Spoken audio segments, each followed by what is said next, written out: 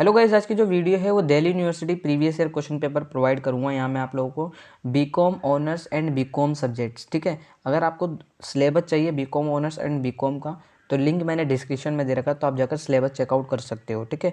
यहाँ मैं जो आपको previous year question paper provide करूँगा बीकॉम ऑनर्स एंड बीकॉम का, वो बिजनेस लॉ वाला सब्जेक्ट है, ठीक है। तो देखो एक चीज़ मैं और बता दूँ, बीकॉम ऑनर्स में मैनेजमेंट प्रिंसिपल एंड एप्लीकेशन जो सब्जेक्ट है उसके प्रीवियस ईयर क्वेश्चन पेपर के ऊपर मैंने ऑलरेडी वीडियो बना रखी है, तो आप जाकर चेकआउट कर सकते हो। लिंक तो वीडियो का लिंक जो है डिस्क्रिप्शन में आप जाकर चेकआउट कर सकते हो।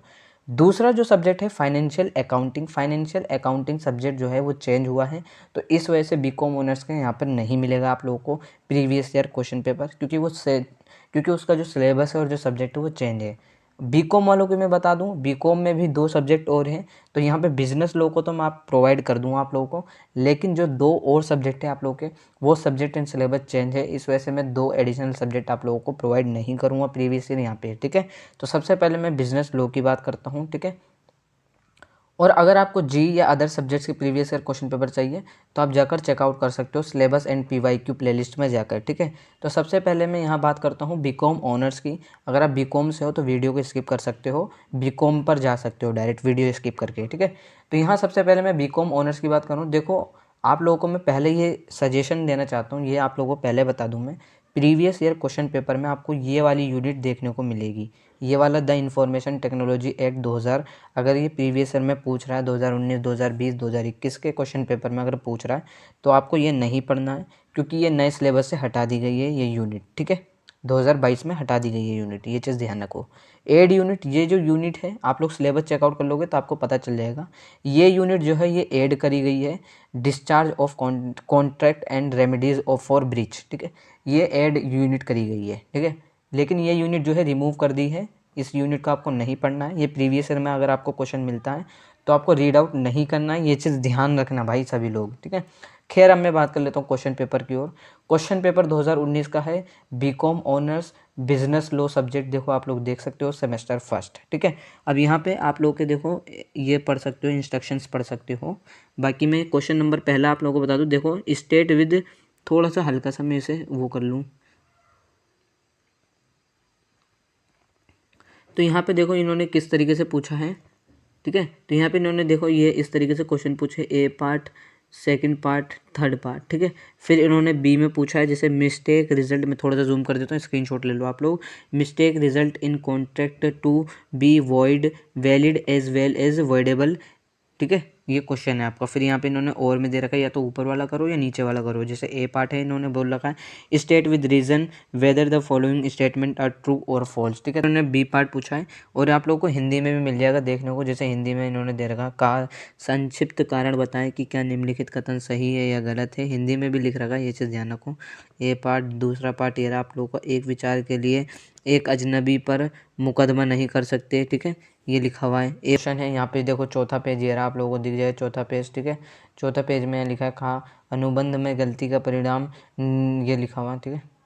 फिर यहाँ पे अथवा में इन्होंने दे रखा है हिंदी इंग्लिश दोनों में, ठीक है। कारणों के साथ बताइए कि निम्नलिखित कथन सही है गलत है, कारण भी बताने हैं रीजन भी बताने, यानी एक नाबालिग अनुबंध की पुष्टि कर सकता है, धोखाधड़ी और गलत बयानी एक ही चीज़ है, और पार्टियां अपने स्वयं की सौदेबाजी करने के लिए स्वतंत्र हैं, ठीक है। फिर उन्होंने खा पूछा है हर्ष ने अपनी सुनीता, ये एक आपको पैराग्राफ दे रखा है इन्होंने, हर्ष ने अपनी सुनीता उनकी चिकित्सा उपचार के लिए प्रति माह 10,000 रुपये देने का वादा किया, क्या अनुबंध वैध है, ये चीज़ आप लोगों को बतानी है, ठीक है। इस तरीके से ये आपके क्वेश्चन हैं, ठीक है।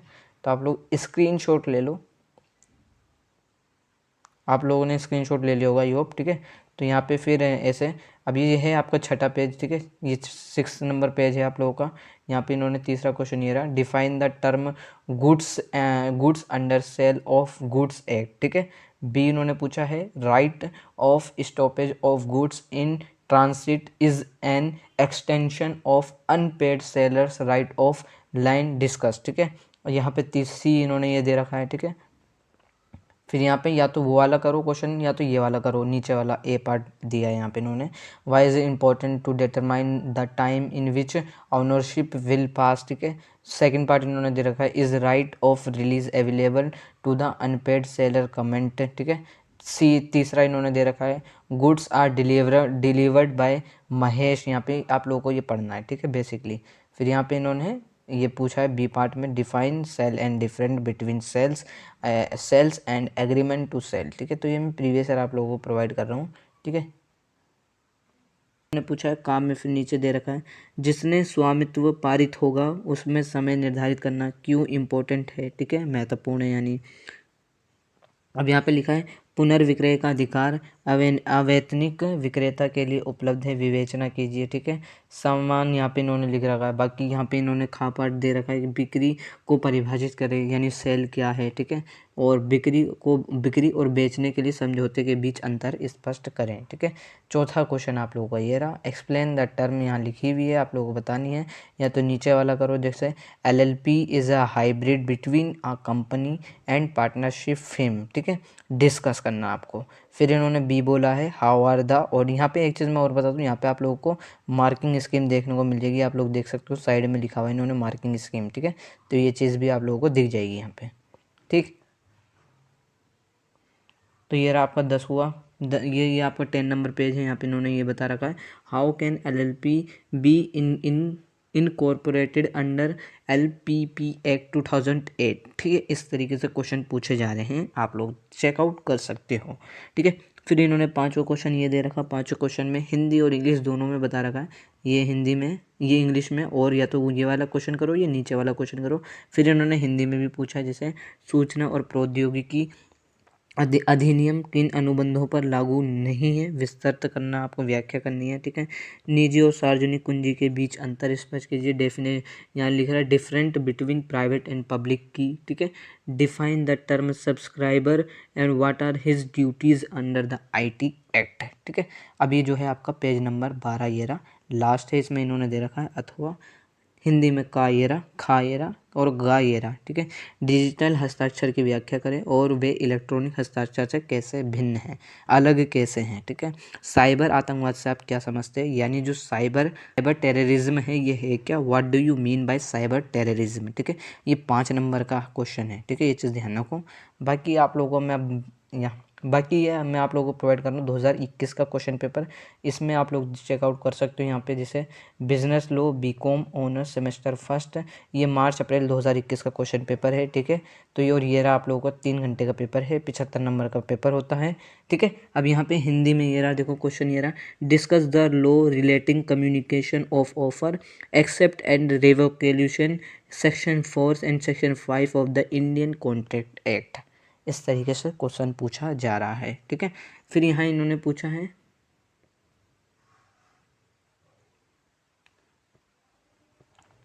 फिर यहाँ इन्होंने नीचे पूछा है, जैसे तीसरा क्वेश्चन ये रहा। ठीक है, in a contract sale of good risk, एक चीज़ मैं और बता दूँ, ये हिंदी में ये रहा, आप लोगों को हिंदी में ये दिख जाएगा।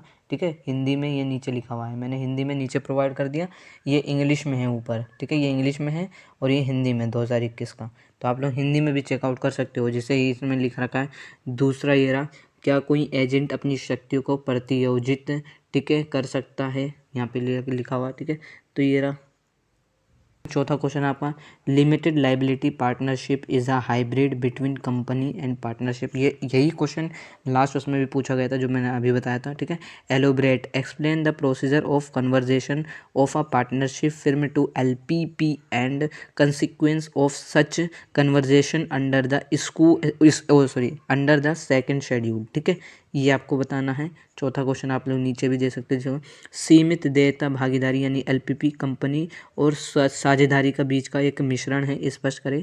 किसी पार्टनरशिप फर्म को LPP में बदलने की प्रक्रिया और दूसरी अनुसूची के तहत इस तरह बदलाव के परिणामों की व्याख्या करें। तो हिंदी इंग्लिश दोनों में है।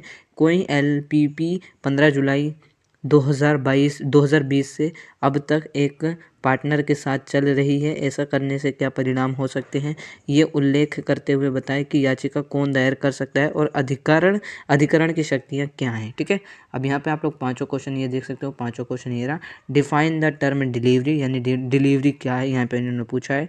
डिलीवरी शब्द को परिभाषित करें, हिंदी इंग्लिश दोनों में, आप लोग हिंदी में भी पढ़ सकते हो अगर समझ में ना आए। ठीक है, it is necessary that delivery यानी इंपॉर्टेंट है, और ownership and payment of price tag places. अब ये जो है आपका छठा क्वेश्चन ये रहा, जैसे e governance facilities and efficiency speedy and transparent government process. ठीक है, comment and explain the provision relating e-governance under the Information Technology Act 2000 also। अब ये देखो 2000 एक्ट हमें बताना है। अब ये देखो मैं आप लोगों को दिखा दूँ, प्रीवियस ईयर क्वेश्चन पेपर में ये आपको क्वेश्चन मिला इसका, जबकि ये पहले हुआ करता था लेकिन अब नहीं है, तो आपको ये छठा क्वेश्चन जो है नहीं पढ़ना है, ठीक है।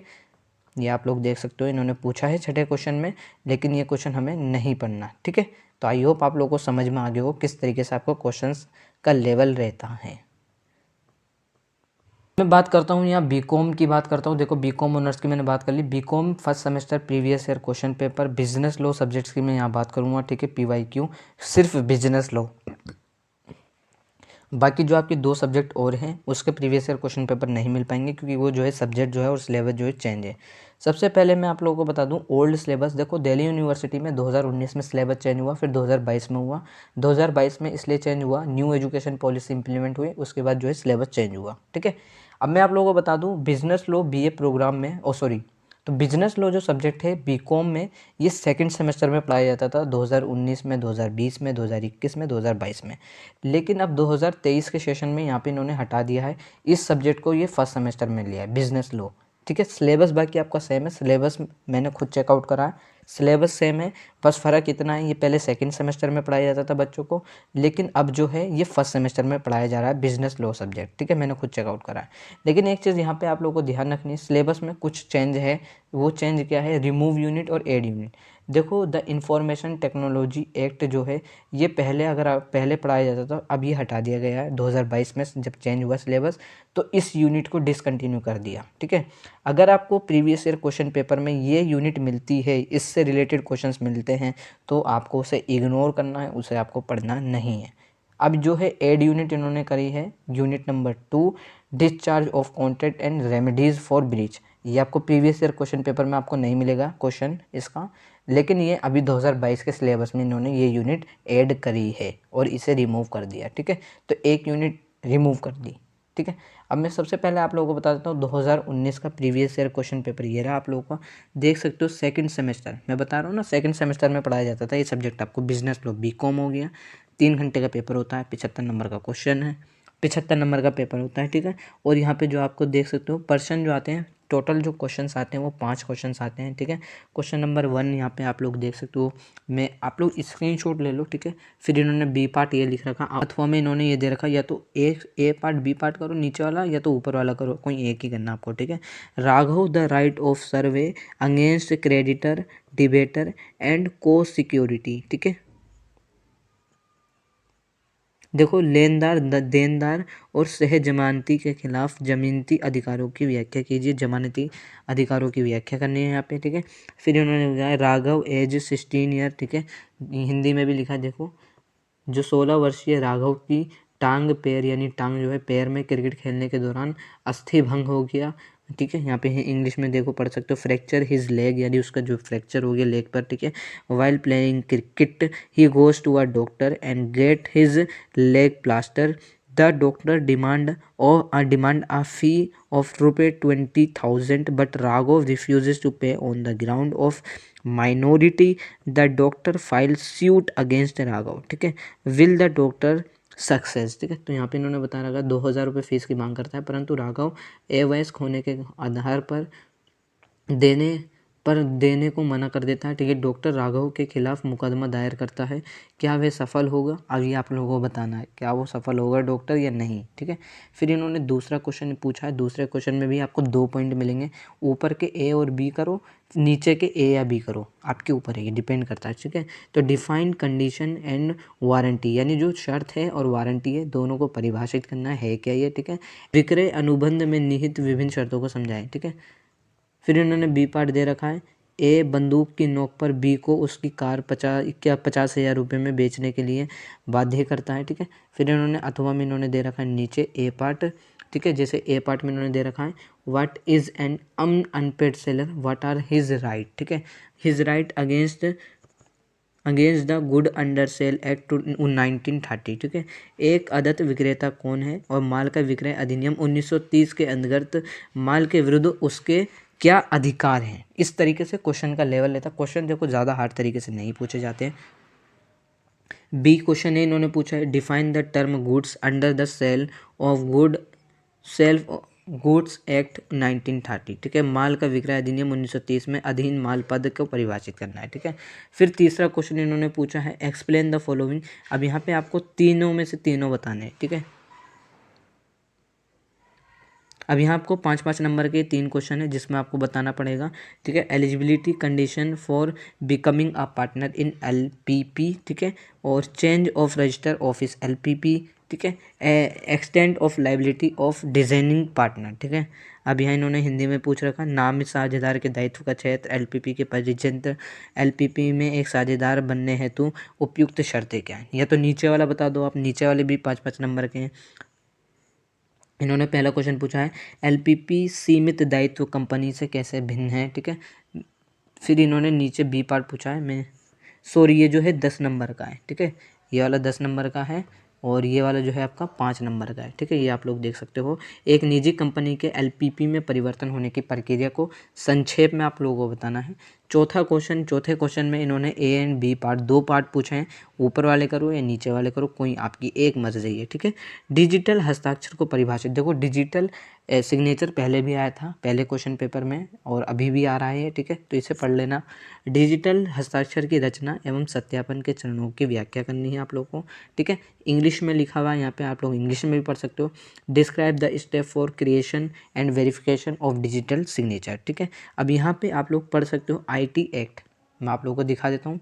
आईटी एक्ट आप लोगों को नहीं पढ़ना, ये क्वेश्चन जो है ये यूनिट रिमूव कर दी और यहाँ पे इन्होंने क्वेश्चन पूछा भी, आप लोग देख सकते हो आईटी एक्ट। तो आईटी एक्ट हमें नहीं पढ़ना, ये चीज़ ध्यान रखो।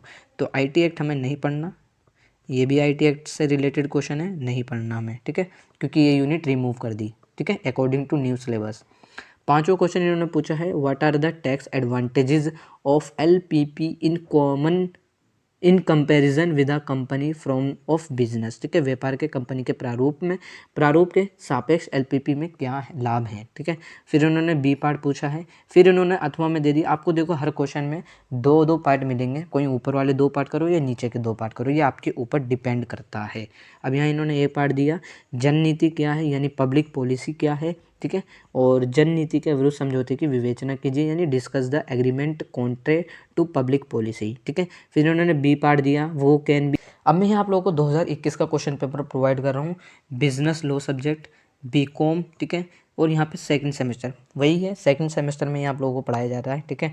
तो यहाँ हिंदी एंड इंग्लिश, ये इंग्लिश में है और ये जो है हिंदी में है, ठीक है।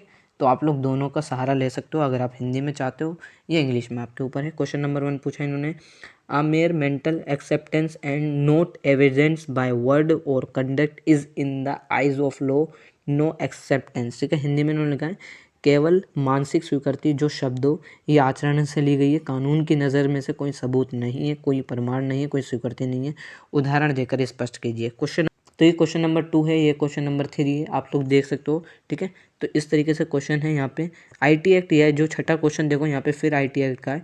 आईटी एक्ट वाला हमें नहीं पढ़ना क्योंकि आईटी एक्ट जो है रिमूव कर दें, यहाँ पे आईटी एक्ट जो है हमें नहीं पढ़ना, ये लिखा हुआ है ना भारतीय आईटी अधिनियम 2000, हमें नहीं पढ़ना ये यूनिट, ठीक है। तो ये चीज़ ध्यान रखना। पांचों क्वेश्चन इन्होंने पूछा है एक एलपीपी के समान और विघटन के बीच अंतर स्पष्ट कीजिए, यानी ये डिफरेंस बताना है एलपीपी के बीच में। हमें उन परिस्थितियों के बारे में बताएं जिनके तहत ट्रिब्यूनल द्वारा एलपीपी का समापन किया जा सकता है, ठीक है। State the circumstances under which N LPP can be wound by the tribunal, ठीक है। तरीके से क्वेश्चन पूछे जा रहे हैं आपके, मैंने आप लोगों को प्रोवाइड कर दिए क्वेश्चन। और बाकी आई होप आप लोगों को समझ में आ गया होगा कि क्वेश्चंस किस लेवल से पूछे जा रहे हैं, किस तरीके से पूछे जाते हैं। बीकॉम ऑनर्स और बीकॉम के स्टूडेंट एक चीज़ ध्यान रखना, बिजनेस लॉ सब्जेक्ट में अगर आपको आईटी रिलेटेड क्वेश्चन मिल रहा है प्रीवियस ईयर में, उस क्वेश्चन को आपको नहीं पढ़ना, ये नए सिलेबस में नहीं है। सिलेबस क्या है आपका बीकॉम का, मैंने ऑलरेडी वीडियो बना रखी है सिलेबस के ऊपर, वीडियो का लिंक डिस्क्रिप्शन में, आप जाकर चेकआउट कर सकते हो। और बाकी अगर आपकी कोई क्वेरी है तो आप मुझसे इंस्टा पे भी पूछ सकते हो, इंस्टा आईडी का लिंक मैंने डिस्क्रिप्शन में दे रखा है।